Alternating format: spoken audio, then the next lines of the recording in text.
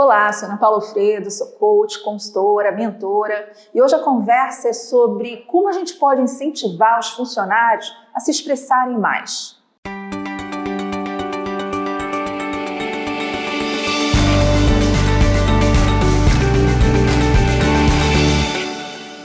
Hoje, nas organizações, a gente escuta muito isso, né? Que a pessoa tem que se expor mais, que ela tem que falar mais, mostrar o conhecimento que ela tem. Mas a gente fica sempre pensando, será que são só as características pessoais que impedem as pessoas de expressar a opinião? Ou será que tem mais alguma coisa no ambiente? Na verdade, grande parte dessa resposta pode estar ligada à cultura da organização. Um ponto de partida é pensar que qualquer tipo de manifestação, seja dar uma opinião, fazer uma apresentação, concordar ou discordar de alguém, sempre vai ser um comportamento vulnerável.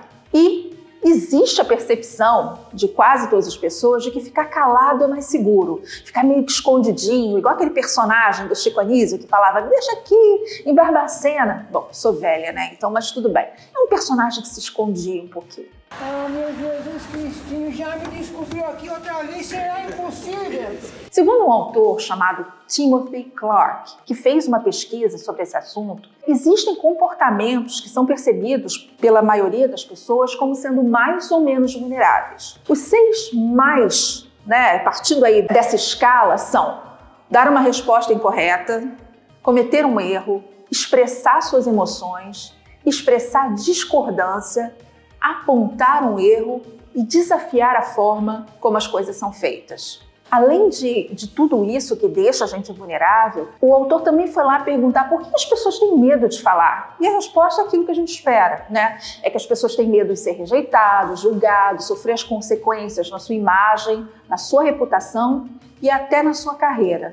E algumas pessoas chegam a dizer que temem ser demitidos. Mas por que isso acontece? Principalmente se a empresa diz que quer que as pessoas se expressem. Não, pois é, né? Então isso não é tão simples assim. Primeiro, porque o pedido é para ficar vulnerável, desconfortável e nem todo mundo aceita esse convite assim facilmente, né? Em segundo lugar, é porque às vezes a empresa diz com palavras que quer isso, que quer que você se expresse, que se exponha, mas ela grita com política, com atitude, com reconhecimento na direção contrária.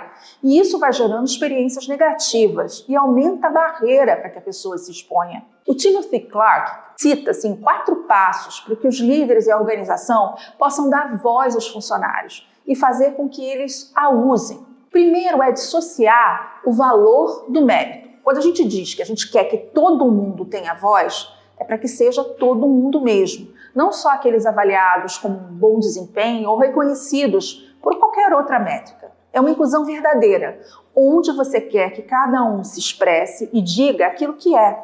Lembra que a gente está falando de cultura, de ser autêntico, e para isso as pessoas precisam ter sensação de pertencimento. Todo mundo tem que ser considerado igual e não ser testado para que possa ter direito a ter voz. Um outro ponto é dissociar lealdade de acordo. Sabe aquela reunião que o líder diz, ou qualquer outra figura de autoridade? Ele fala e no final diz, estamos alinhados? E todo mundo só balança a cabeça positivamente e ninguém diz nada? Pois é, isso pode ser um inibidor da comunicação autêntica, né? Esse alinhamento, entre aspas, silencia as pessoas e o comportamento passa a ser de seguir uma ordem e não se comprometer. O autor chama esse fenômeno de lealdade manipulada. Parece que está todo mundo a bordo, mas é só porque ninguém tem coragem de falar e discordar. A alternativa para isso é você ter uma discussão construtiva, sem medo de ser retaliado ou considerado desleal porque tem uma posição diferente. O terceiro é dissociar status de opinião. Por mais que a gente queira negar e falar de liberdade e tal, a hierarquia influencia a opinião. É como se toda vez que a gente vai falar e a gente tem autoridade, isso tem mais valor. Quando alguém com mais poder fala, naturalmente os demais se calam. E há uma tendência a se concordar, com o simples fato de que o cargo deu direito à pessoa ter mais experiência, mais razão sobre um assunto. E essa postura mina possibilidades de se aproveitar a inteligência coletiva, já que alguns podem ficar quietos diante de alguém com uma posição mais alta na organização. Aqui tem que se incentivar, quando você está num cargo mais alto, para que se abra claramente espaço para discordância, de recompensando quem faz isso, parabenizando quem faz isso. E o outro é dissociar permissão e adoção. Uma coisa é você ter permissão para você falar. A outra coisa é que qualquer sugestão que for dada tem que ser adotada. Isso não existe. O grupo precisa estar ciente de que ouvir é ouvir, não seguir. Então, parte do reconhecimento que incentiva a falar é garantir ao outro que você está escutando, que você se importa, mas isso não necessariamente significa que aquela ideia vai ser escolhida. O fato da pessoa contribuir precisa ser tão valorizado e apreciado como a ideia ser adotada. Não é uma competição. Dar voz verdadeiramente a todos diz muito sobre a organização.